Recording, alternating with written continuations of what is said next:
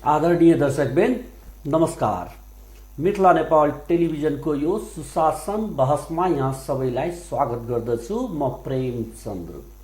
सुशासन बहसले देशभित्र रहेको जहाँ पनि भ्रष्टाचार छ, जहाँ पनि विकासका कामहरू अवरुद्ध हुँदैछन्, नीतिगत भ्रष्टाचारदेखि लिएर व्यक्तिगत भ्रष्टाचारलाई कसरी नियन्त्रण गर्न सकिन्छ, यो देश जहाँ विगत लामो समयसम्म शाही शासन रहेको, त्यसको कारणले कर्मचारीहरूमा जुन एक प्रकारको अराजकता थियो, एक प्रकारको राज्य परिवारप्रति जुन राज्य संस्थाप्रतिको जुन सद्भाव थियो, त्यसलाई जनमुखी बनाउने एक प्रयास सुशासन बहस।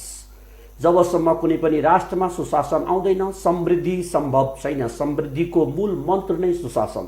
त्यही अन्तर्गत रहेर मिथिला नेपाल टेलिभिजनले सुशासन बहस चलाउँदै आएको छ र त्यही अन्तर्गत आजको अङ्कमा हामी एकजना यस्ता कर्मचारी क्षेत्रबाटै निम्ति आएका छौँ व्यक्तित्वलाई जसले सुशासन किन चाहिन्छ, देशमा सुशासनको अवस्था कस्तो चलिरहेको छ, कसरी शासन प्रणालीलाई चुस्त दुरुस्त बनाएर संघीयता मुखी बनाउन सकिन्छ, जनमुखी बनाउन सकिन्छ। हामी अतिथि निम्ति आएका छौँ आज नेपाल मधेसी निजामती कर्मचारी मञ्चका राष्ट्रिय उपाध्यक्ष सुजित कुमार झाजीलाई, जो वन तथा वातावरण विज्ञ पनि हुनुहुन्छ। सबभन्दा पहिले उहाँलाई हामी आफ्नो स्टुडियोमा स्वागत गर्न चाहन्छौँ। स्वागत छ सुजित तपाईँलाई हाम्रो। धन्यवाद। कस्तो छ देशको कोरोनाले गर्दा लकडाउनले गर्दा कर्मचारीहरूको अवस्था के हेर्नुहुन्छ अहिले देशको नेपालको कन्टेक्स्टमा हेर्दाखेरि नेपाल विषम परिस्थितिबाट नै गुज्रिरहेको छ। विश्वव्यापी कोरोना कोभिड-19 को कारणले गर्दाखेरि सारा देश नै अस्तव्यस्त रहेको स्थितिमा कर्मचारी तन्त्र पनि अस्तव्यस्त हुनु स्वाभाविकै हो। जनताले सुलभ तरिकाले सेवा पाइरहेको छैन। घरि लकडाउन हुन्छ, घरि खुल्छ र लकडाउनको स्थितिमा पनि यस्तो कुनै सेवा हुन्छ अत्यावश्यक सेवा, त्यसको लागि कर्मचारीहरू बाध्यात्मक स्थितिले फिल्डमा काम गरिरहेको छ, आफ्नो कार्यालयमा काम गरिरहेको छ। र अर्को पाटोबाट हेर्दाखेरि देश सञ्चालन गर्नको लागि जुन राजस्व उठ्नुपर्ने हो, त्यो राजस्व उठाउने जिम्मा चाहे जुनसुकै सेक्टरबाट होस्, त्यो पनि निजामती कर्मचारीहरूकै एउटा जिम्मेवारी भएको हुनाले त्यो कारणले पनि निजामती कर्मचारीहरू अहोरात्र खटेर काम गरिरहेको छ र धेरै सेवाहरू बन्द गरिएको छ। त्यसले गर्दाखेरि जनताहरूले यसैमा मैले कुरा राखेँ। जनताको माझमा एउटा चर्चाको विषय बनेछ। 6 महिना भइसक्यो लकडाउन भएको देश। लकडाउनमा निजी क्षेत्रले त काम गरेको छैन, सरकारी क्षेत्रमा पनि कर्मचारीहरूलाई वर्गीकरण गरेर हेरिन्छ। एउटा कर्मचारी जो अहोरात्र खटेका छन्, चाहे त्यो स्वास्थ्यसँग जोडिएका हुन्, सुरक्षासँग जोडिएका हुन्। अर्को कर्मचारी जो बसी अहिले पनि तलब पाइरहेछन्। कतिको यो उपयुक्त लाग्छ यहाँलाई? कर्मचारीले बसेर तलब खानु, निजामती कर्मचारीले, सरकारी कर्मचारीले, र निजी क्षेत्र एकातिर हाहाकार मचेको छ। त्यहाँ चाहे त्यो बोर्डिङ स्कुलको शिक्षकहरूको कुरा गरे, चाहे कर्पोरेट सेक्टरमा काम गर्ने कामदारहरूको कुरा गरे, यो यिनीहरूमा एउटा भोगको अवस्था सिर्जना भएको छ। के कसरी यसलाई लिनुभएको तपाईँहरू? यस्तो छ, हजुरको कन्सर्न त जायज नै हो, तर यहाँले भनेको दुईटा क्षेत्रका कर्मचारी मात्र काममा छैन। स्वास्थ्य क्षेत्र त काममा छन् नै, त्यसमा कुनै दुईमत छैन।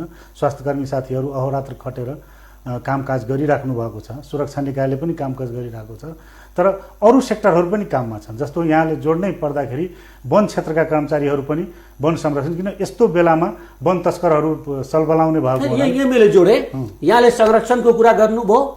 पब्लिक घरभित्र छ, आम नागरिक घरभित्र थुनिएको अवस्था, निषेधाज्ञा चलिरहेछ। लकडाउनमा व्यापक रूपले वनबाट कटानीहरू भइरहेको छ। वन माफियाहरू अहिले वन काट्दै गइरहेका छन् र कर्मचारी पनि त्यसमा कहीँ न कहीँ संरक्षणको भागीदार बनेछन्। म जोड्दै थिएँ कुरालाई, हजुरको कुरालाई। वन संरक्षण एउटा प्रमुख पाटो हो, किनभने यस्तै बेलामा वनको तस्करहरू सलबलाउने गरेका छन् र वनकर्मी साथीहरू, यहाँले सामाजिक सञ्जालले हेर्नुभयो भने दिनका दिन तपाईँको तस्करलाई समात्ने, मुद्दा दायर गर्ने र अहोरात्र खट्ने, उहाँहरूलाई पनि निन्द चयन छैन। उहाँहरू पनि कोरोनाको यस्तो महामारीको बेलामा पनि काम गरिराख्नु भएको छ र ठाउँ ठाउँमा वनकर्मी साथीहरू कोरोनाको शिकार पनि हुनुभएको छ। कतिपय डिएफओ साहबहरू पनि कोरोना लागेर कोरोनाबाट मुक्त पनि हुनुभएको छ।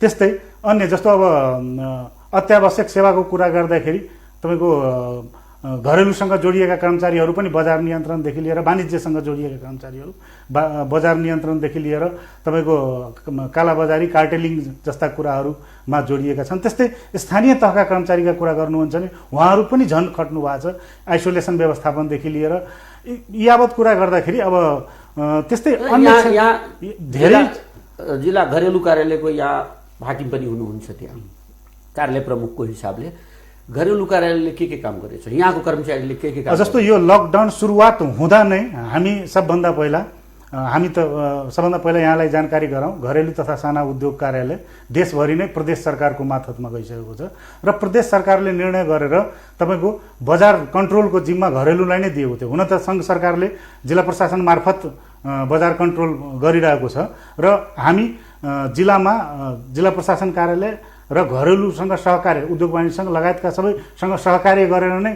काम सुरु गऱ्यौँ र हामीले उल्लेख्य काम गरेका थियौँ। नभए तपाईँको यस्तै कन्डिसनमा के हुन्छ भने तपाईँको वस्तुको अभाव हुन्छ र वस्तुको अभाव भइसकेपछि कार्टेलिङ गर्ने, कालाबजारी गर्ने र मूल्य वृद्धि गर्ने सम्भावना बढी हुन्छ र मलाई लाग्दैन धेरै ठाउँमा तपाईँको मूल्य वृद्धि भएको छ।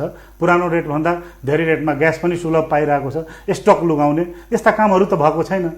भनेपछि निजामती कर्मचारीले कामै गरेको छैन भन्ने कुरा यो भन्न मिल्दैन। स्टक नलुकाए पनि मूल्यको मात्रै कुरा गर्ने हो भने बजारमा त चर्को मूल्यमा व्यापक बिक्री भयो नि। विगतमा लकडाउनको बेलामा भ्रष्टाचार नभएको त भन्न मिल्दैन। अब त्यो सर्टेन केसहरू देखियो, जस्तो अब यो खास गरी स्वास्थ्यसँग सम्बन्धित सामग्रीहरू, मास्क, सेनिटाइजर यिनीहरूमा देखियो।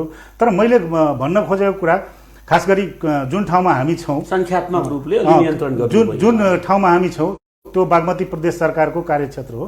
यो बागमती प्रदेश सरकारको ले सुरुवातकै दिनमा तपाईँको केन्द्रमा हेटौडामा एउटा टिम गठन गरेर जुनसुकै बेला पनि कुनै ठाउँमा कालाबजारी या व्यापारी या कसैले बदमासी गरेको छ भने तपाईँ हटलाइन नम्बर नै खुल्ला गरेको थियो। त्यस्तै कर्मचारीहरूको एउटा नेता पनि हुनुहुन्छ, त्यो हिसाबले मैले जान्न खोजेको कर्मचारी तन्त्र भन्नेको पर्मानेन्ट सरकार हो कुनै पनि राष्ट्रको। कर्मचारीहरू यो देशमा इमान्दार भएन। पञ्चायती शैलीका कर्मचारी, पञ्चायती व्यवस्थाका खरदार र मुखिया अहिले सचिवसम्म पुगेका छन् भन्छ बजारमा कुराहरू आइरहेको छ। यसलाई कसरी डिफेन्स गर्नुहुन्छ? अब डिफेन्स भन्दा पनि कर्मचारी वास्तवमा एउटा थाई सरकार हो र अहिलेका जुन निजामती कर्मचारीहरू छन् यहाँले भने जस्तै पञ्चायतकालमा पनि नियुक्ति भएका छन्। 2046 साल पछिका आन्दोलनपछि पनि नियुक्ति भएका छन् र 62-63 को आन्दोलनपछि खास गरी समावेशी समानुपातिक रूपमा पनि इन्ट्री भएका कर्मचारीहरू छन्, नभएको होइन। तर काम गर्दाखेरि उहाँहरूको तारतम्य त एउटै छ। कुनै ठाउँमा फरक प्रक्रियाले त पक्कै पनि काम गर्नु भएको छैन भन्नाले पञ्चायतकालमा भर्ना भएको कर्मचारी एउटा तरिकाले काम गर्ने, बहुदलीय शासन प्रणालीका कर्मचारी एउटा भनौँ न राजतन्त्रात्मक बहुदलीय फरक शैली हुँदो रहेछ। तर त्यो रहेनछ, किनभने कर्मचारी के हो भने जुनसुकै सरकार आए पनि कर्मचारी पोलिटिकल जस्तोसुकै नेतृत्व आए पनि कर्मचारीले त्यो अनुसार पोलिटिकल नेतृत्वको भावना अनुसार काम गर्नुपर्ने हुन्छ र त्यो भावना अनुसार नै काम गरेको पाइयो। नभए तपाईँको पञ्चायतपछि जुन बहुदलीय व्यवस्था आयो त्यति बेला त कर्मचारीहरू पुरै चेन्ज हुन्थ्यो। यो कुरालाई अलिकति मैले फर्काएँ। संहिता आयो, 7वटा प्रदेश बनियो। यहाँ प्रदेश मार्फतको कार्यालयमा हुनुहुन्छ, एउटा प्रदेशमा हुनुहोला। तर सबभन्दा बढी समस्या प्रदेश नम्बर 2 जहाँको बासिन्दा पनि हुनुहुन्छ सुजित कुमार झा, जहाँ भोलि गएर तपाईँ राजनीति पनि गर्ने एउटा ठाउँ छ, तपाईँको प्लेटफर्म छ। तपाईँ राजनीति भनेको सङ्गठनात्मक राजनीति त अहिले पनि गर्नुहुन्छ कर्मचारीहरूको। अब जनराजनीतिमा तपाईँ आउनुहुन्छ रिटायर भएपछि। त्यो 2 नम्बर प्रदेशमा त्यहाँको सत्ताधारी पक्ष पार्टीले अथवा त्यहाँ सरकारमा बसेका व्यक्तिहरूले उहाँहरू व्यापक रूपले भन्नुहुन्छ कर्मचारी असहयोग, कर्मचारी असहयोग। कसरी आयो? संघीयताको पक्षमा कर्मचारी छैन, उहाँहरू जोड कराउनुहुन्छ। हामी कहाँ मिडियामा आएर पनि भन्नुहुन्छ। उहाँहरू के भन्नुहुन्छ? यसमा के छ भने सर्वप्रथम देशमा जब सङ्घीय शासन प्रणाली लागू भयो त्यसपछि संघीयतामुखी संविधान बने र 3 तहका मातहतमा तपाईँको सरकारको निर्माण भयो। सङ्घीय सरकार, त्यसपछि प्रादेशिक सरकार र स्थानीय तह भनेर 3 तहमा छुट्याइयो र निर्वाचन हुँदै गर्दा केन्द्रमा र बाँकी 6वटा प्रदेशमा एउटै रुलिङ पार्टी भनौँ एउटा पार्टीको घोषणापत्र या एउटा पार्टीको व्यक्तित्वहरूले नेतृत्व गरेको सरकार छ भनेपछि प्रदेश 2 मा के भयो भने फरक पार्टीका सरकार आए। त्यहाँ पहिला राष्ट्रिय जनता पार्टी र जनता के भन्छ समाजवादी पार्टी, अहिले जसपा नै भनौँ, किनभने उहाँहरू कम्बाइन भइसक्नु भएको छ, एकीकृत भइसक्नु भएको छ, संसद एक भएको छ, संसद अहिले प्रक्रियामा छ, तैपनि एक भइसकेको छ, जनता समाजवादी पार्टीकै हिसाबले चिन्छ। त्यो उहाँहरू फरक धार, फरक नीति र फरक विषयवस्तु लिएर चुनावमा पनि होमिनु भएको थियो। र वास्तवमा संघीयताको जहाँसम्म कुरा गर्नुहुन्छ भने म पनि प्रदेश नम्बर 2 कै बासिन्दा भएको हुनाले संघीयताको माग, संघीयताको उद्गम स्थल वास्तवमा प्रदेश नम्बर 2 लगायत तराई मधेस नै थियो र त्यहाँबाट नै बढी माग उठेको थियो। आन्दोलन पनि त्यही अनुसारको भएको थियो र वास्तवमा संविधान बन्दै गर्दाखेरि मधेस मुभमेन्ट पछि नै संविधानमा नेपालमा संघीयता भन्ने शब्दावली लिपिबद्ध भएको हो। अलिकति के हुन्छ भने पोलिटिकल आइडियोलोजीमा फरक पर्न जान्छ। अब सङ्घ सरकारको एउटा पोलिटिकल आइडियोलोजी, बाँकी 6वटा प्रोभिन्सको एउटा पोलिटिकल आइडियोलोजी र प्रदेश नम्बर 2 को अब एउटा फरक आइडियोलोजी भएको कुरा कारणले यो संसारभित्र भरि नै हुने कुरा हो। यहाँले भारतमा पनि हेर्नुहुन्छ, केन्द्रमा तपाईँको जुन प्रदेशमा केन्द्र शासन मिल्ने खालको हुन्छ हुँदैन सरकार, त्यहाँ अलिकति फरक, सहज अरू ठाउँमा असहज हुन्छ। त्यो मात्रै रिफ्लेक्सन देखिएको होइन, तर यहाँ त्यति मात्र होइन, किनभने यहाँ एकीकृत एकात्मक राज्य सत्ता थियो पहिला, होइन, या राजाको शासनकालमा होस्, त्यसपछि बहुदलीय प्रजातन्त्रमा होस्, होइन, त्यो एकीकृत मतलब युनिट मात्र थियो, होइन, एउटा मात्र सरकार थियो। र अब के भयो भने भाषा, एउटा भेष सबै थियो। अब के भयो भने त्यहाँको फरक आइडियोलोजी र त्यहाँको के भयो भने राज्य सत्ताबाट पछाडि पारिएका वर्ग लगायतका पोलिटिकल पार्टी र त्यसका नेतृत्वहरूले शासन सत्ता सञ्चालन गर्नु पर्यो।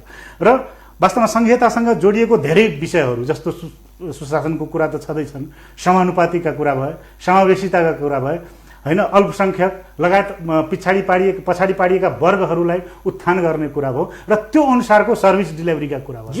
जिस्टमा चाहिँ त्यो आधारमा ठोस कुरा भन्नुहोस्। यसमा कर्मचारीले असहयोग गरियो, मुख्यमन्त्री लगायत अहिले भर्खरै होइन, म भन्दैछु, कृषि मन्त्रीजीले पनि मिडियामा गएर भन्नुभएछ कि मलाई कर्मचारीको असहयोग भयो, सचिव 6 महिना नपुग्दै सरुवा भइहाल्छ, सचिवहरू यहाँ कर्मचारी बस्न चाहनुहुन्न, जोड्दै थिए एकदम ठोसमा हाम्रो आम दर्शकले बुझ्ने भाषामा, होइन, त्यो जोड्दै थिए। अनि त्यहाँ फरक शैलीको शासन हुन त संविधान एउटै हो, राज्य एउटै हो, देश एउटै हो, त्यो हिसाबले तपाईँको त्यहाँ फरक पोलिटिकल पार्टीको कारणले र 2टा मेजर फ्याक्टर, एउटा फरक पोलिटिकल आइडियोलोजी भयो, अर्को के भने कर्मचारी सङ्घीय व्यवस्थाबाट प्रादेशिक या प्रोभिन्सियल सिस्टम, मतलब भनौँ न एकात्मक डिसेन्ट्रलाइज भएको अवस्थामा सबभन्दा पहिला त कर्मचारीहरू प्रदेश सरकार स्थानीय तहमा जानै गाह्रो भएको थियो समायोजन हुँदा। अझै पनि समायोजन टुङ्गिएको छैन, किनभने एक लेभलका प्रेस विषयमा प्रवेश गरौँला, हामी समायोजनको विषयमा जाउँला। त्यो भएर प्रदेश नम्बर 2 मा कर्मचारी गएर काम गर्ने मानसिकता नै थिएन सुरुमा, मानसिकता नभएको सरकार, त्यहाँको सरकारको अन्डरमा बसेका कर्मचारी मानसिकता सङ्घतिर, किनभने उनीहरूको ह्याङओभर सङ्घतिर नै थियो। ह्याङओभर जुन सङ्घतिर थियो त्यो प्रादेशिक लेभलमा पुरानो प्र्याक्टिसले ढाल्न सक्नु भएन। त्यसको विभिन्न कारणहरू छन्, किनभने ऐन पनि पुरानै छ, नयाँ ऐन कानुन पनि आउन सकेको छैन। जस्तो कर्मचारीलाई चलाउनको लागि सबभन्दा पहिला सङ्घीय निजामती ऐन चाहिन्छ, प्रादेशिक निजामती सेवा ऐन चाहिन्छ, र नसङ्घीय निजामती सेवा ऐन यो संविधान अनुसार नबनिसकेको स्थिति, त्यहाँ प्रादेशिक निजामती सेवा ऐन नबनिसकेको स्थितिमा पनि यस्ता कन्ट्राडिक्सनहरू आएका हुन्। र यसको मतलब कर्मचारी मात्रै जिम्मेवार हो भन्ने पनि होइन। यो यावत कुरा गर्दै गर्दा अलिकति यसमा जोडे जिज्ञासा, यहाँ नेपाल मधेसी निजामती कर्मचारी मञ्चको उपाध्यक्ष हुनुहुन्छ र 2 नम्बर प्रदेश मधेस प्रदेश हुनुपर्छ भने त्यहाँको सत्ताधारी पार्टीले अहिले पनि आवाज उठाइरहेको कहीँ न कहीँ दर्ता गरेका छन्। नामाकरणको कुरा मात्रै गरेँ मैले, त्यहाँ कर्मचारी पनि यहाँहरूसँग, यहाँको सङ्गठनसँग जोडिएको कर्मचारी बढी मात्रामा छ, तैपनि असहयोग मात्रै चिच्याउ। म त्यही भन्दै थिएँ, सरले बिचमा कुरा काटिहाल्नुभयो। कर्मचारी मात्रै जिम्मेवार भएको पनि होइन कि पोलिटिकल राजनीतिक नेतृत्व जुन हुनुहुन्छ उहाँहरू पनि धेरै हदसम्म नयाँ व्यक्तिहरू नेतृत्वमा जानुभयो, जस्तो अनुभव को नभएको त नभनौँ, अभाव अलिकति अभाव भएको, जस्तो नेतृत्वै गरिराख्नु भएको माननीय चिफ मिनिस्टर मुख्यमन्त्रीज्यू पनि पहिला त्यति सत्तामा नबसेको र कर्मचारीलाई डिल नगरेको, उहाँ आफै कर्मचारीबाट फेरि जानुभएछ। ठिक छ, उहाँ कर्मचारी हुनुहोला, तर कर्मचारीको पाटो एउटा हुन्छ। अझ उहाँ त निजामती क्षेत्रबाट होइन, उहाँ प्राज्ञिक क्षेत्रबाट जानुभएको हो र उहाँ लगायत जति पनि त्यहाँ मन्त्रीहरू छन् त्यो सबै न्यू फेस भए। उहाँहरूलाई कर्मचारीलाई कसरी कोअर्डिनेट गर्ने, समन्वय कसरी गर्ने र भएको एक्जिस्टिङ कर्मचारीबाट कसरी काम निकाल्ने भन्ने विषयमा अलिकति उहाँहरूको अनुभवको अभाव देखियो कि डेलिभरी लिनमा समस्या देखियो। किनभने कर्मचारी भनेको त थाई सरकार हो, एक लेभलका लोकसेवा पास गरेरै गएको हुन् सबै कर्मचारीहरू भनेपछि कर्मचारी भनेको लाई त्यो हिसाबले उहाँहरूले म्यानेज गर्न सक्नु भएन भन्नाले उहाँहरूलाई कसरी भनौँ न उत्प्रेरणा दिएर मोटिभेसन गरेर काममा लगाउन सक्नु पर्थ्यो। मैले निचोड निकाल्न चाहे यहाँको कुराबाट दुईटा फ्याक्टर आयो। एउटा कर्मचारीले केही मात्रामा असहयोग पनि गरेको, केही उहाँहरूले चलाउन नसकेको, त्यसलाई डिल गर्न नसकेको, एकदम दुईटै पक्षबाट थोरै थोरै कमजोरी रहेको हो। तर यद्यपि त्यहाँ कामै नभएको पनि होइन। यदि भनौँ न अब त्यहाँ जुन बजेट खर्च भएको छ त्यो त निजामती कर्मचारीहरूले खर्च गरेको छ। जे जति सर्भिस डेलिभरी भएको छ, चाहे त्यो फरेस्ट सेक्टरमा घरेलुमा होस्। यहाँनिर अलिकति भन्न चाहे, उहाँको मन्त्रीजीदेखि लिएर विभिन्न पार्टीबाट प्रतिनिधित्व गर्ने संसदजीहरू पटक पटक भन्नुहुन्छ यहाँ भ्रष्टाचार कर्मचारीले गराएको छ, प्रदेशजीमा व्यापक भ्रष्टाचार छ, बजेट 8% मात्रै यो कुरा कर्मचारीले असहयोग गरियो। यो कुरा त म 100% नै काट्छु। कुनै पनि देशमा या कुनै पनि राज्यमा या कुनै पनि क्षेत्रमा करप्सन कर्मचारीले सुरुवात गरायो, कर्मचारी करप्सनको मूल जडो नै कर्मचारी हो भन्दाखेरि म कदापि मान्न सक्दिनँ। पोलिटिकल नेतृत्व यदि सक्षम छ र सबल छ भने कर्मचारी त्यो अनुसारको तपाईँको जानुपर्छ। कर्मचारी भनेको जनताको सेवक हो र उहाँहरू जनता भनेको नेपाली जनता भनेको मालिक हुन्, चाहे प्रदेश 2 का हुन्, चाहे कर्णालीका हुन्, चाहे जुनसुकै जनताको मालिकका प्रतिनिधिहरू, जनप्रतिनिधिहरू र उहाँको भावना र भिजन अनुसार काम मतलब काम गरेन भन्दाखेरि पहिलो कमजोरी उहाँहरूलाई जान्छ। र संसारमा कहीँ पनि तपाईँको करप्सनको सुरुवात कर्मचारीबाट भएको छैन र गरेको पनि छैन। यसको सुरुवात जहाँबाट पनि हुन्छ भने तपाईँको राजनीतिक नेतृत्वबाटै हुन्छ। राजनीतिक नेतृत्व यदि सक्षम छ, स्ट्रिक्ट छ भने त्यहाँ त तपाईँको एक गरेर करप्सन रोक्न सकिन्छ। तपाईँ धेरै टाढा जानु पर्दैन। युपीको गभर्मेन्टलाई हेर्नुहोस्, जोगीजी जुन दिनदेखि मुख्यमन्त्री बन्नुभयो खै त त्यहाँ करप्सन देखिँदैन। नीतिश कुमारको सरकार हेर्नुहोस्, त्योभन्दा पहिलाको नीतिश कुमार भन्दा पहिलाको 15-16 वर्षको शासन सत्ता हेर्नुहोस्, अहिलेको हेर्नुहोस्, खै त त्यही कर्मचारी छन्।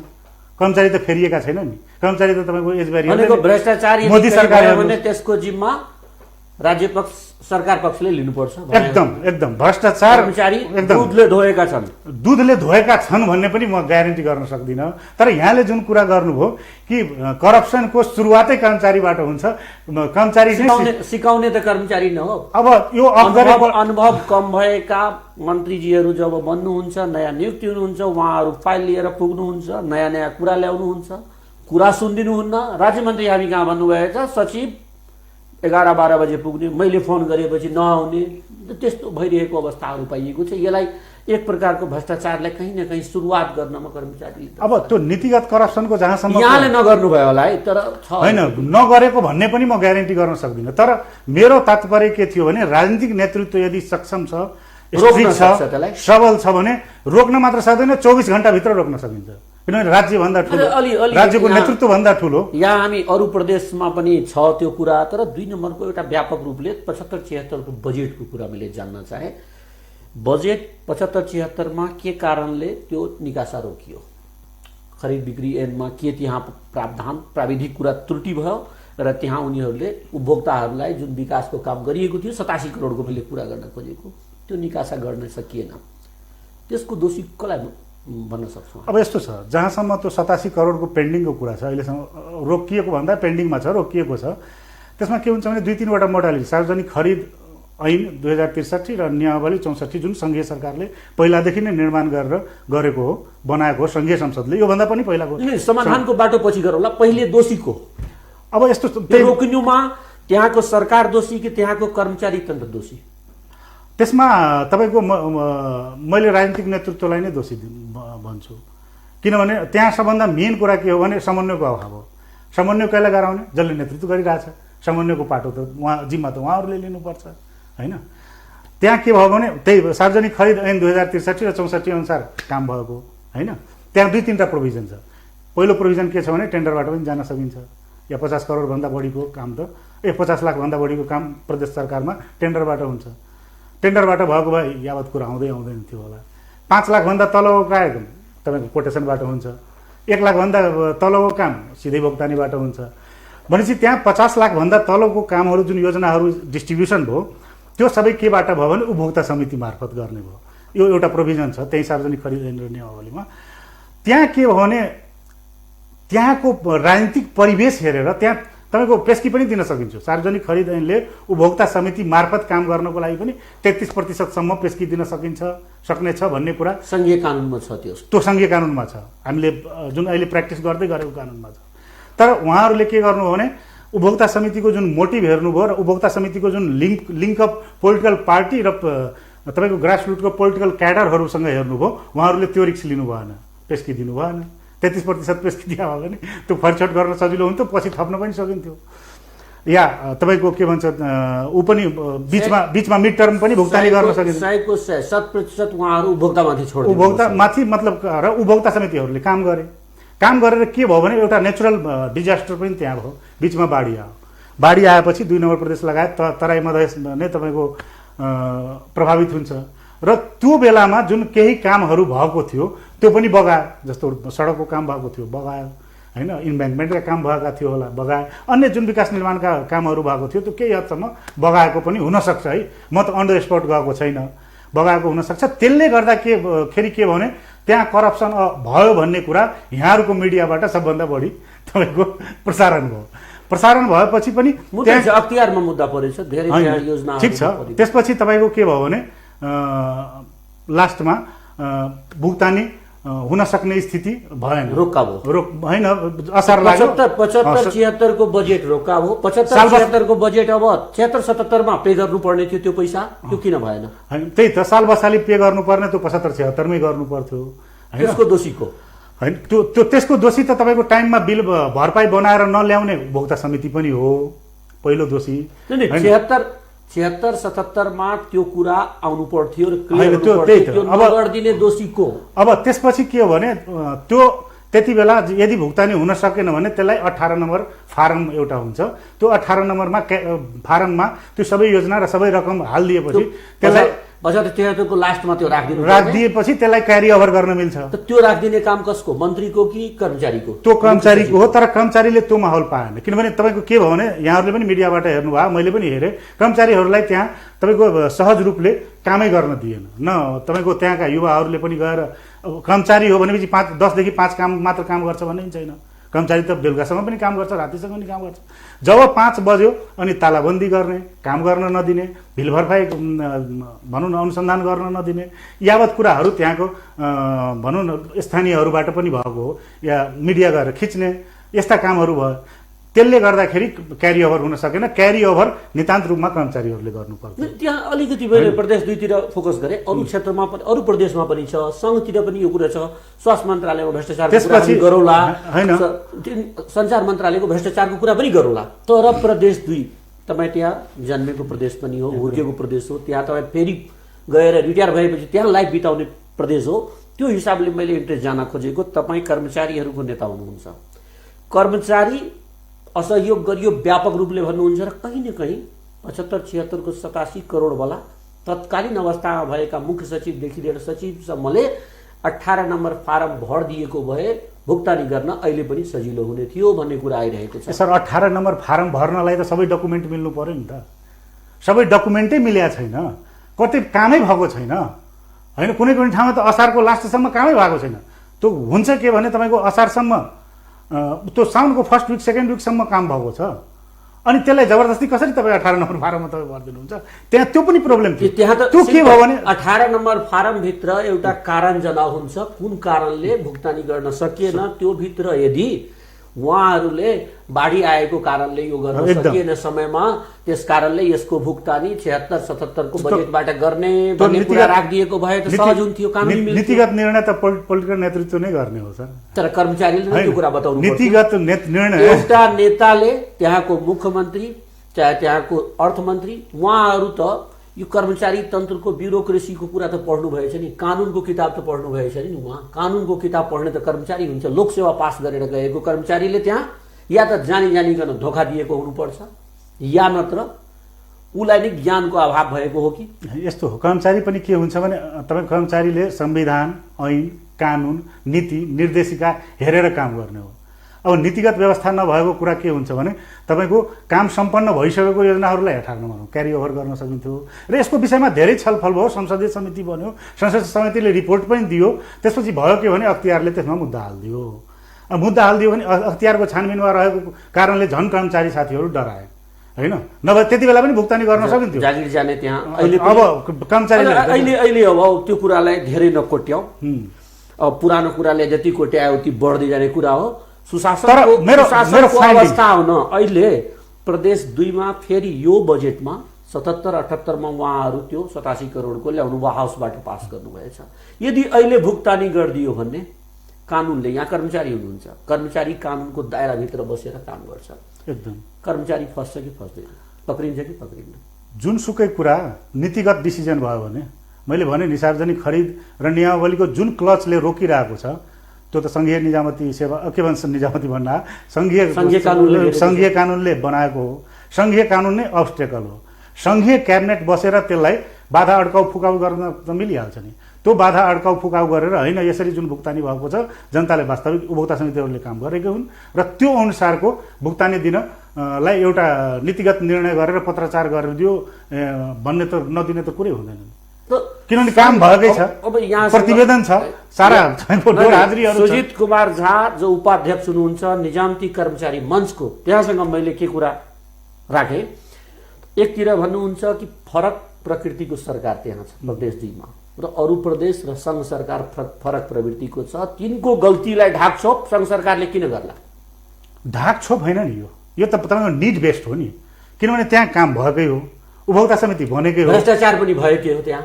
अब भ्रष्टाचार भएको भन्ने कुरा त त्यहाँ देखिएको छैन नि। संसदीय समितिले छानबिन, अख्तियारमा मुद्दा छ। हेर्नुहोस्, एउटा कुरा के हुन्छ भने मुद्दा पर्दैमा करप्सन भएको हुन्छ भन्ने पनि छैन नि। भएको छैन भने अख्तियारले त मुद्दा भएको छैन भने ग्यारेन्टी हुन्छ। म त एकदम ग्यारेन्टेड छु, किनभने कर्मचारीहरू जुन मनोबलका साथ त्यहाँ भुक्तानी गरेनन्, होइन, जुन मनोबलका साथ तपाईँको संसदीय समितिले प्रतिवेदन दियो, काम भएकै हो भनेर प्रतिवेदन गएको छ, दोहोर हाजिरी फारमदेखि लिएर तपाईँको कार्य सम्पन्न प्रतिवेदनसम्म छ भनेपछि करप्सन नभएको त डिटो हो नि। त्यहाँ यहाँको भनाइमा त्यो दिन सकिन्छ, भुक्तानी गर्न सकिन्छ। अब हजुरले अख्तियारको कुरा जुन उठाउनु भयो नि, अख्तियारमा उजुरी पर्दैमा, अख्तियारमा मुद्दा लाग्दैमा त्यो करप्सन नै भइहाल्छ भन्ने पनि छैन नि। अख्तियारबाट जित्नेहरूको पनि संख्या धेरै छन् नि। धन्यवाद। अब हामी प्रदेश 2 लाई अलिकति थाकिराखौँ, फेरि कुरा गरौँला। हामी सङ्घतिर लागौँ। सङ्घ सरकारमा पनि भ्रष्टाचारहरू छ, केही कुरा नीतिगत कुरा आइरहेछ। एउटा प्रदेशबाट उठेको आवाज हो। मुख्यमन्त्रीजीले एउटा कुरा बडा राम्रो अहिले भन्नुभएछ कि हामी समायोजन जुन कर्मचारीको भयो, कसरी परिचालन, समायोजन र परिचालन त्यसलाई गर्ने कर्मचारी नै हाम्रो मार्फतमा दिइरहेको छैन, अनि हामी कसरी त्यसलाई चलाउन सक्छौँ। यो समायोजन विधेयकमा उहाँले अलिकति विरोध जनाउनु भएछ। यो अलिकति सामान्य प्रशासन मन्त्रालयसँग कन्ट्रोभर्सी चल्दैछ, के हो त्यो? जुन अहिले प्रदेश नम्बर 2 का माननीय मुख्यमन्त्रीजीको माग दाबी छ त्यो एकदम 100% जायज छ। किनभने अहिले जुन नीतिगत डिसिजन भएको हो सङ्घीय सरकारको, एउटा ट्रेड युनियन कर्मीको हिसाबले बोल्नु पर्दा तपाईँको सङ्घीय सरकारबाट जुन नीतिगत डिसिजन भएको छ त्यो नीतिगत डिसिजन के भएको छ भने जुनसुकै स्थानीय तहबाट जुनसुकै स्थानीय तहमा सरुवा गर्न मिल्ने, समायोजन भएका कर्मचारी लगायत त्यो पनि तोकियो भने सबै कर्मचारीलाई प्रदेश टु प्रदेश अलिअलि मैले डिटेल गर्न चाहे। एउटा प्रदेशभित्र स्थानीय तह, एक स्थानीय तहको कर्मचारीलाई अर्को स्थानीय तहमा जान मिल्ने खालको एउटा विधेयक ल्यायो। त्यो भित्र कर्मचारी एन भनौँ, त्यो कर्मचारी समायोजन नियमावलीभित्र के अधिकार सङ्घले मात्रै राख्ने कुरा गरेछ? त्यसमा कर्मचारी समायोजन तब समायोजनको लागि थियो, राज्यले प्रेस कन्फरेन्स गरेर हामीले समायोजन सकिसक्यो पनि भन्यो, ठुलो प्रेस कन्फरेन्स भएको थियो। तर वास्तवमा कम्प्लिकेसन त बाँकी नै थियो। हामीले भनेको थियौँ त्यति बेला पनि तपाईँको कर्मचारी समायोजन पुरा भएको छैन, होइन, कर्मचारी समायोजन पुरा नहुँदै यहाँ ठुलो प्रेस कन्फरेन्स भयो। तर यद्यपि त्यहाँ के भयो भने त धेरै कुराहरू मिलेका थिएनन्, होइन, धेरै तपाईँको प्राविधिक त्रुटिहरू पनि। के जिस्ट कुराहरू भन्नुहोस्, मूल कुराहरू। मूल कुराहरू के भने कुनै पनि देशमा संघीयता कार्यान्वयन गर्दाखेरि जब कर्मचारीलाई समायोजन गरिन्छ अनि कर्मचारी त सबै त्यति बेलासम्म त सबै संघीय सरकारका कर्मचारी हुन्, उहाँहरूलाई सन्तुष्ट बनाएर खुसी बनाएर र हाई हाई गरेर विदाई गर्नुपर्ने बेलामा राज्यले यहाँ के गर्यो भने घोक्रे ठ्याक लगाएर जबरजस्ती त त्यहाँ जानु 2 नम्बरमा जा त 1 नम्बरमा जा, तत्कालीन कर्णालीमा जा या सुदूरपश्चिममा जा भने जबरजस्ती पठायो। फारम नभएकै कर्मचारीहरूलाई पनि पठायो, पहिलो कुरा। दोस्रो कुरा के हो भने तपाईको संविधानमा क्लियर छ, संविधानमा क्लियर के छ भने धारा 227 मा प्रदेश मातहतका स्थानीय तहका कर्मचारीहरूलाई पनि प्रदेश सरकारले व्यवस्था गरे बमोजिम हुनेछ भनेर भनेको छ।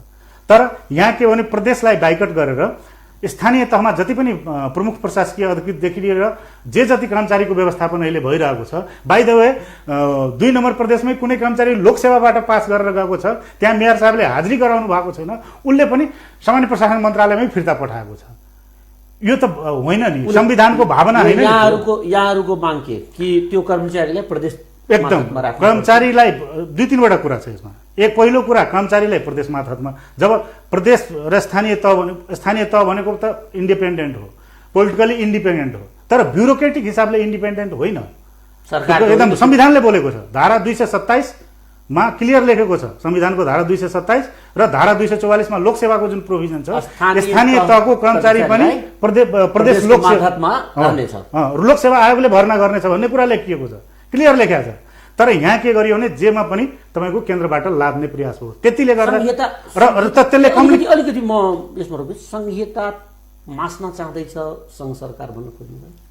अब मास्न खोज्दैछ भन्ने कुरा त नभनिहालौँ, तर संघीयता कुण्ठित गर्दैछ। संघीयताको अधिकार जुन छ, प्रदेश सरकारको जुन अधिकार छ, त्यो ग्र्याब गर्न खोजिरहेछ, आफूमा सेन्ट्रलाइज गर्न खोजिरहेको जस्तो देखिया छ, क्लियर देखिया छ। किनभने संविधानमा भएको व्यवस्था र त्यति मात्र एउटा दुधे बालकलाई आहार दिएन भने त उसै होइन, त्यति मात्र कम्प्लिकेसन होइन। जस्तो अब वृत्ति विकास पनि रोकिरहेको छ, जस्तो अहिले संघीय निजामती सेवा ऐन बनिसकेको छैन, संविधान 2072 सालमा बन्यो। 2072 साल आसिनको 3 गते पास भएर मलाई लाग्छ 5 वर्ष पुरा भइसक्यो, तर एउटा संघीय निजामती सेवा ऐन बन्न सकेको छैन यो देशमा। कति दुर्भाग्य छ। कर्मचारी समायोजन भएको तपाईँको लगभग 1.5 वर्षभन्दा बढी भयो, तर वृत्ति विकासमा जस्तो धेरै प्रदेशमा गएका कर्मचारीहरूको वृत्ति विकास पनि रोकिएको छ। अहिले वनकै उदाहरण दिनुहुन्छ भने करिब 50-60 वटा उपसचिव भन्नाले डिएफओ खाली छ, तर एएफओहरू त्यसमा प्रमोसन हुन पाइरहेको छैन, किनभने संघीय थन्किएको छ एकदम। होइन, वृत्ति विकासमा पनि असर परिरहेको छ। अलि मैले अब यतातिर यो छँदैछ, विमति छँदैछ, समायोजन बेलामा अलि चल्दैछ, युद्ध सङ्घर्ष चल्दैछ, यहाँहरू गर्दै हुनुहुन्छ। अर्को एउटा नयाँ कुरा आएछ, यो ट्रेड युनियनको कुरा आएछ, कर्मचारीहरूको तपाईँहरू एउटा विज्ञप्ति जारी गराउनु भएछ। पार्टीहरूबाट पनि जनता समाजवादीले एउटा भर्खरै विज्ञप्ति मोहन ठाकुर उपेन्द्र यादवको हस्ताक्षरित आएको छ। यो के यो विधेयक के को गर्नु? सर्वप्रथम त अलिकति क्वेसनलाई करेक्सन गरौँ, हामीले गराएको होइन र जनता समाजवादी पार्टीको हामी भातृ सङ्गठन पनि होइन, शुभेच्छुक संस्था हो र कुनै पनि कर्मचारी निजामती कर्मचारी राजनीतिमा भाग लिनु हुँदैन भन्ने अहिले कुनै निजामती ऐनमा क्लियर कट रूपमा लेखेको छ र त्यो विज्ञप्ति हामीले जारी गरेको होइन। त्यो जनतालाई अलग गरे, जनता मात्रै भने थ्रेसहोल्डको कुरा जुन छ, थ्रेसहोल्डमा तपाईहरुलाई के आपत्ति? जनता समाजवादी पार्टीको विज्ञप्ति जुन आएको छ त्योभन्दा पहिला नेपाल मधेसी निजामती कर्मचारी मञ्चले नै विज्ञप्ति जारी गरेको थियो र विज्ञप्ति जारी गरेर 4 बुँदे माग सम्माननीय प्रधानमन्त्रीज्यू, माननीय संघीय मामला तथा सामान्य प्रशासन मन्त्रीज्यू, श्रम मन्त्रीज्यू लगायत सबैलाई तपाईको हामीले ध्यानाकर्षण गराएका थियौं। त्यो के थियो भने 3 वर्ष पहिला जुन राष्ट्रिय यो आधिकारिक ट्रेड युनियनको चुनाव भएको थियो छाता संगठनको त्यसमा पहिलाको ऐनमा यो थ्रेसहोल्डको व्यवस्था थिएन। जब चुनाव घोषणा गर्यो अलि कुकुलहरु कुनै पनि संगठन त्यसमा सहभागी हुन पाउँछ र सबैको सहभागिता सुनिश्चित गरेको थियो। जब चुनाव घोषणा भयो, चुनाव घोषणा गरेपछि त्यति बेला पनि तपाईको केपी ओलीकै नेतृत्वको सरकार थियो पहिला, संविधान के भन्छ यो जारी भएपछि र यो भन्दा पहिले यो चुनाव इलेक्सन नहुँदै र त्यति बेला तपाईको जब खेल सुरु भयो भन्नाले नोमिनेसन सब भइसक्यो, नोमिनेसन हुने बेलामा मतदाता नामावली सबै सङ्कलन भइसकेको बेलामा तपाईको कानुनलाई नियमावलीलाई परिवर्तन गरेर 10% थ्रेसहोल्ड लगाइयो हैन। अब हामीसँग दुईटा सामान्य प्रशासन मन्त्रालयबाट त्यो कुरा परिवर्तन गराइयो हैन, त्यो त क्याबिनेटबाटै भयो। क्याबिनेटबाटै 10% को थ्रेसहोल्ड के लगाइयो। आपत्ति भयो तपाईलाई? हामीलाई के आपत्ति हो भने नेपालमा हामी नामैले नेपाल मधेसी निजामती कर्मचारी मञ्च भन्नाले मधेसीहरूको सहभागिता त्यहाँ उल्लेख्य छ या लिड गरिरहेको छ मधेसी मूलका कर्मचारीहरूले लिडिङ उसमा अर्डरमा छन् र यसको मतलब मधेसीहरूकै हकहितमा हामी काम गरेका पनि छैनौँ। किनभने राज्यको जति पनि परिवर्तनकारी या दलितसँग सम्बन्धित होस्, महिलासँग सम्बन्धित होस्, जनजातिसँग सम्बन्धित होस् या विपन्न वर्गसँग सम्बन्धित कुराहरू तपाईँको सबै हामीले नै उठाउने गरेका थियौँ। किनभने ट्रेड युनियन कसलाई चाहिन्छ? जसलाई तपाईँको जो राज्यबाट पछाडि पारिएको हुन्छ। र हामीले धेरै कुराहरू राज्यको मूलधारमा यस्ता कुराहरू इन्क्लुड गर्नुपर्छ भने ट्रेड युनियन राष्ट्रिय स्तरको ट्रेड युनियन तहत 8/9/2065 सालमा दर्ता भएर हामीले राख्दै आएका थियौँ। र त्यसपछि के हो भने चुनाव गराइयो। अब चुनावमा भाग नलिने हो भने बहिष्कार, अनि हामी बाध्यता त्यो चुनावमा भाग लियो। 10% को थ्रेसहोल्डमा भित्र अब तपाईहरुको भनाइ के? अब हाम्रो त्यहाँ के भयो भने करिब 8% हामीले त्यहाँ मत प्राप्त गर्यौं। भनेपछि केन्द्रमा हामीलाई त सहभागिता गराइएन त्यति बेला पनि। तर भयो के भने जिल्लाहरूमा पनि छुट्टै थियो। तत्कालीन 75 जिल्लामा 7वटा जिल्ला र अहिले 77वटा जिल्ला बनाएको छ। 8वटा जिल्लामा अध्यक्ष लगायत बहुसंख्यक नेतृत्व नै हामीले जितेका थियौँ। सप्तरीदेखि लिएर तपाईको रौतहटसम्म र नवलपरासी दुईटा भएर नवलपुर त्यही चुनावले काम गरिरहेको छ। भनेपछि 8वटा जिल्लामा हामी नेतृत्व नै गरिरहेका छौँ। त्यस्तै 13वटा जिल्लामा हाम्रो अरू उपाध्यक्ष सचिव लगायतका सहभागिता छन्। तत्कालिक 13 र अहिलेको 14वटा जिल्लामा हाम्रो पदाधिकारीहरूको पनि सहभागिता छ। भनेपछि त्यस्तो सहभागिता भएको र 8वटा जिल्लामा हामी ट्रेड युनियनको अधिकारै गरिरहेको बेलामा अहिले फेरि आएर नेपाल सरकारले 2077 साल असोज 24 गतेको लागि चुनाव घोषणा गर्यो। र चुनाव घोषणा गर्दाखेरि त्यहाँको पदाधिकारीहरूले अब के भन्यो भने राष्ट्रिय स्तरमा तपाईँहरूको मान्यता 10% थ्रेसहोल्ड पुगेन। अब तपाईँहरू कि त तपाईँ नयाँ फेरि ट्रेड युनियनमा जानुहोस्, 5000 को सिग्नेचर गरेर फेरि ट्रेड युनियन दर्ता गराउनुहोस्। अनि त्यही हाम्रो माग दाबी के रह्यो भने हाम्रो 13 जिल्लामा हाम्रो जब थ्रेसहोल्ड पुगेन भने, यद्यपि यो मुद्दा हामी सर्वोच्चमा हालेका छौँ। अहिलेको तपाईहरुको विज्ञप्तिमा थ्रेसहोल्ड घटाउने कुरा के आएछ? 10% नराखेर 3%? त्यही हामीले माग दाबी के गरेका छ भने एक त थ्रेसहोल्ड हुँदैन, किनभने कर्मचारी ट्रेड युनियन हो कि तपाईँको अल्पमत भन्नु अल्पसंख्यक कर्मचारीहरूले युनाइट हुने अधिकार पाउनुपर्छ भन्ने हाम्रो मान्यता हो। ल ठिक छ, थ्रेसहोल्ड राखेर तपाईँ साइजलाई सानै बनाउनुहुन्छ भने तपाईँ पोलिटिकल पार्टीमा 3% थ्रेसहोल्ड लगाउने, जुन कि राज्यको एउटा चुनाव भइरहेको छ, र एउटा निजामती कर्मचारीहरूको चुनावमा तपाईँ 10% थ्रेसहोल्ड लगाउने, यो त तपाईँको तर्कसङ्गत भएन। र यद्यपि यो मुद्दा हामीले सर्वोच्च अदालतमा हालेका छौँ र त्यो विचाराधीन पनि छ। अहिलेको प्रमुख न्यायाधिवक्ता हुनुहुन्छ दिवेन्द्र झाजी, उहाँ नै हाम्रो वकिल हुनुहुन्थ्यो त्यति बेला र उहाँले नै बहस पैरवी गर्दै हुनुहुन्थ्यो। यद्यपि अहिले हामी अरू वकिलहरूबाट बहस गराइरहेका छौँ उहाँ सरकारी पदमा गइसके पश्चात, र त्यो मुद्दा अझै पनि विचाराधीन छ।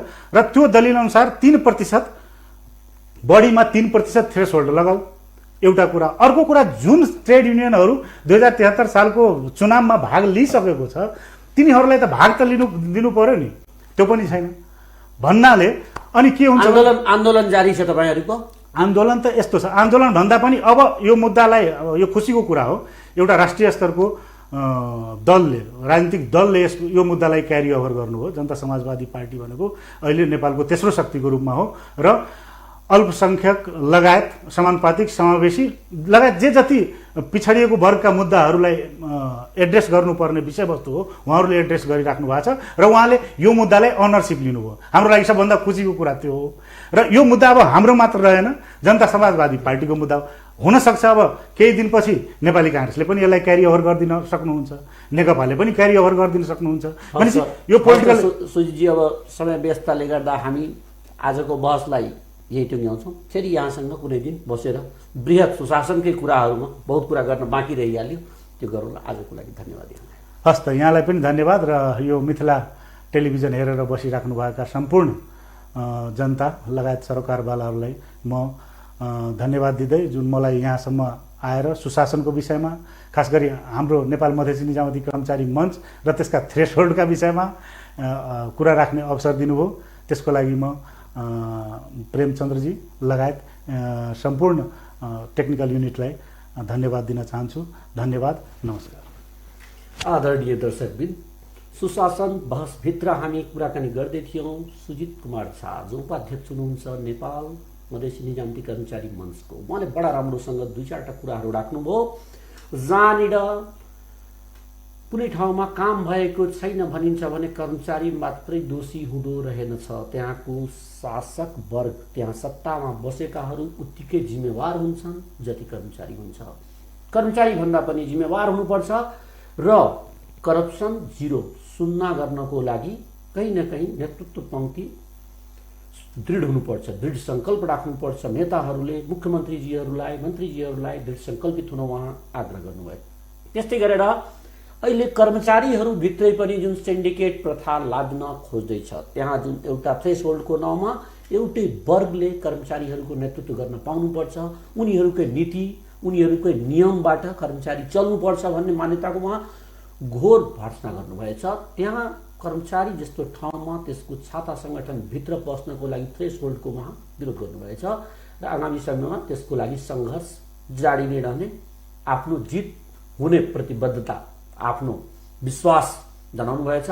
आजको लागि हाम्रो सुशासन बहसको समय सिद्धिएको छ। फेरि हामी उपस्थित हुने नै छौँ कुनै एकजना अतिथि एउटा विषयवस्तु लिएर सुशासन बहसभित्र। तबसम्मको लागि म प्रेमचन्द झालाई बिदा दिनुहोस्। हेर्दै गर्नुहोला मित्रले टेलिभिजन। नमस्कार।